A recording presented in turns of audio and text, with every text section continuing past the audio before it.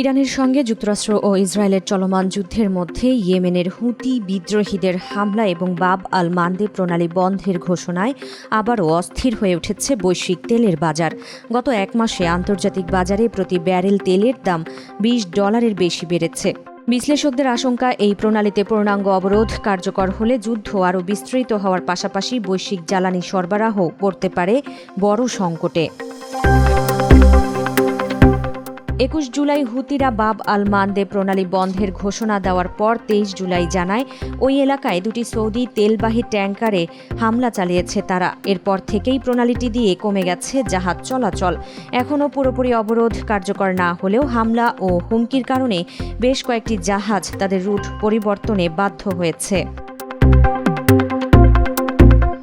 বিশ্লেষকদের মতে বাব আল মান্দেবে অবরোধ কার্যকর হলে তা চলমান সংঘাতে নতুন একটি ফ্রন্ট খুলে দিতে পারে। এতে যুক্তরাষ্ট্রকে নতুন করে সামরিক হস্তক্ষেপ করতে হতে পারে, যা হরমুজ প্রণালীতে জাহাজ চলাচলের নিরাপত্তা নিশ্চিত করার সক্ষমতার উপরও চাপ সৃষ্টি করবে। একই সঙ্গে সৌদি আরব থেকে ইউরোপে ডিজেল রপ্তানিও ব্যাহত হওয়ার আশঙ্কা রয়েছে।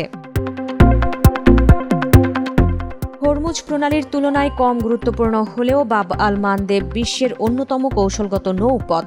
কেপলারের তথ্য অনুযায়ী গত মাসে এই পথ দিয়ে প্রতিদিন প্রায় 62 লাখ ব্যারেল তেল পরিবহন হয়েছে। এর বড় একটি অংশ সৌদি আরবের ইয়ানবু বন্দর থেকে রপ্তানি হয়। আরবিসি ক্যাপিটাল মার্কেটসের হেলিমা ক্রফট বলেন, সৌদি আরব প্রতিদিন 40 থেকে 50 লাখ ব্যারেল তেল ইয়ানবু হয়ে রপ্তানি করছে। এই পথ বন্ধ হয়ে গেলে তেল সরবরাহ সংকট আরও তীব্র হবে, থাকবে না কার্যকর বিকল্প রুটও। অন্যদিকে পিকারিং এনার্জি পার্টনার্সের ড্যান পিকারিংয়ের মতে, বাব আল মান্দেব পুরোপুরি বন্ধ হলে তেলের দাম ব্যারেল প্রতি আরও $5 থেকে $10 বেড়ে যেতে পারে। 23 জুলাই আন্তর্জাতিক বাজারে ব্রেন্ট ক্রুডের দাম প্রায় $98 পৌঁছে গেছে।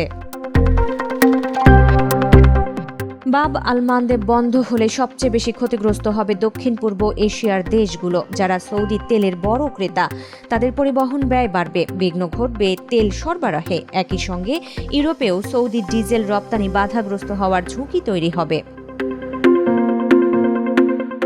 হুতিদের হুমকির পর ইতোমধ্যে কয়েকটি তেলবাহী ট্যাঙ্কার পথ পরিবর্তন করেছে। উইন্ড ওয়ার্ল্ড ইন্টেলিজেন্সের তথ্য অনুযায়ী অন্তত 5টি ট্যাঙ্কার ইউটার্ন নিয়েছে। মার্কিন প্রেসিডেন্ট ডোনাল্ড ট্রাম্পও সতর্ক করে বলেছেন, হুতিরা আরও বড় পদক্ষেপ নিলে যুক্তরাষ্ট্র তাদের বিরুদ্ধে সরাসরি সামরিক অভিযান চালাতে পারে। বিশ্লেষকদের মতে, এমন পরিস্থিতিতে মধ্যপ্রাচ্যে সংঘাত আরও বিস্তৃত হলে শুধু তেলের বাজার নয়, বৈশ্বিক জ্বালানি সরবরাহ ও আন্তর্জাতিক নৌ বাণিজ্যও পড়তে পারে বড় ধরনের অনিশ্চয়তার মুখে।